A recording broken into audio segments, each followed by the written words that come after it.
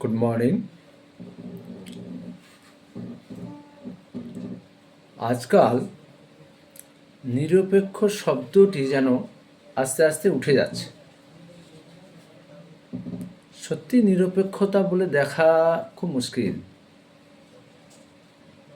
আপনি দেখুন, ছাত্ররা ছাত্র আন্দোলন করে যখন, তখন তাদের ছাত্রদের দাবি দেওয়া, ছাত্রদের সমস্যা বা ছাত্রর কিছু পাওনা যাই হোক, তাদের স্বার্থের আঘাত হলে বা তাদের স্বার্থ সুরক্ষার জন্য তারা আন্দোলনগুলো করে থাকে। আবার দেখুন, ডাক্তার আন্দোলন করছে, সেটাও ডাক্তারদের স্বার্থে। ডাক্তারদের কাজের সুরক্ষা বলুন বা তাদের নিরাপত্তা বলুন বা আর্থিক সামাজিক যাই বলুন না কেন, তাদের নিজেদের স্বার্থের জন্য তারা আন্দোলন করছে। বেকাররা আন্দোলন করছে বেকারত্বের জন্য, যাতে চাকরি হয়, চাকরি দিন, চাকরি দিন, চাকরি দিন।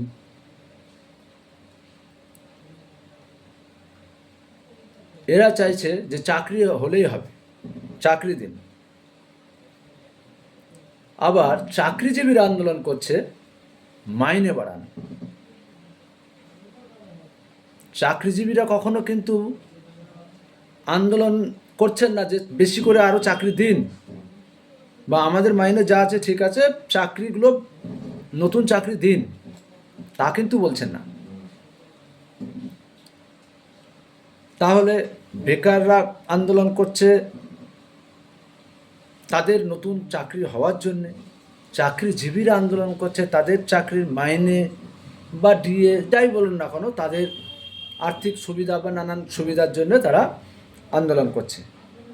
কখনোই চাকরিজীবীরা চাষিদের জন্য আন্দোলন করছেন না বা বেকারদের জন্য আন্দোলন করছেন না, বা বেকাররা চাকরিজীবীর জন্য আন্দোলন করছে না যে তাদের মাইনেটা বাড়ুক, বা চাষিরা আন্দোলন করছে না চাকরিজীবীদের মাইনে বাড়ুক, বা চাকরিজীবীরাও চাষিদের জন্য আন্দোলন করছেন না।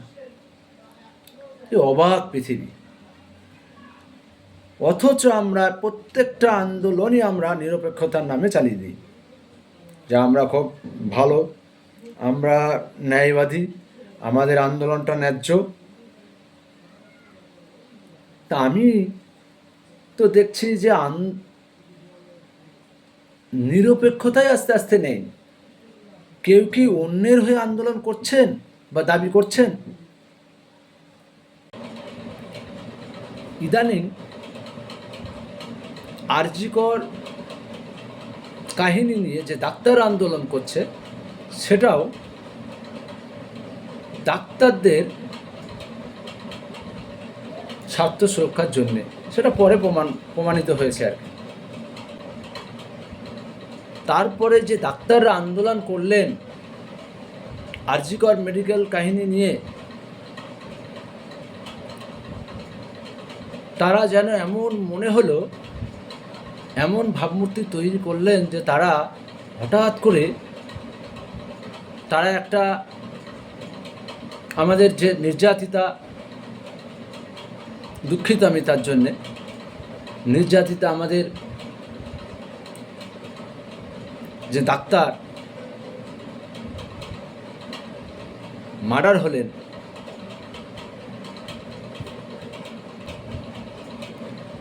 ব্যভিচার হয়ে মার্ডার হয়েছেন যে আমাদের তিলোত্তমা, তার সুবিচার চেয়ে যে আন্দোলন, এটা ছিল যে মুখোশ।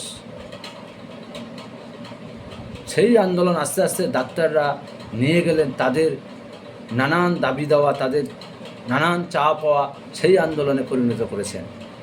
শেষ পর্যন্ত সেটাই হয়েছে। তাহলে নিরপেক্ষতা তো আবার আমি এখানেও কোথাও দেখতে পাচ্ছি না। এর মধ্যে তুলনামূলক আমাদের মমতা ব্যানার্জির সরকার, আমাদের মমতা ব্যানার্জির তৃণমূলের কর্মীরা বরং অনেকটাই নিরপেক্ষ। তারা কিন্তু শুধু নিজেদের জন্য আন্দোলন করেন না, বহু আন্দোলন, বহু আপনার সমাবেশ হয়েছে শুধু গরিব মানুষের স্বার্থে বা এই দেশের বা এই রাজ্যের জনগণের স্বার্থের জন্যে। অনেক আন্দোলন করেছেন। সেই জন্যে মমতা ব্যানার্জিকে আমরা জানাই সবুজ স্যালুট।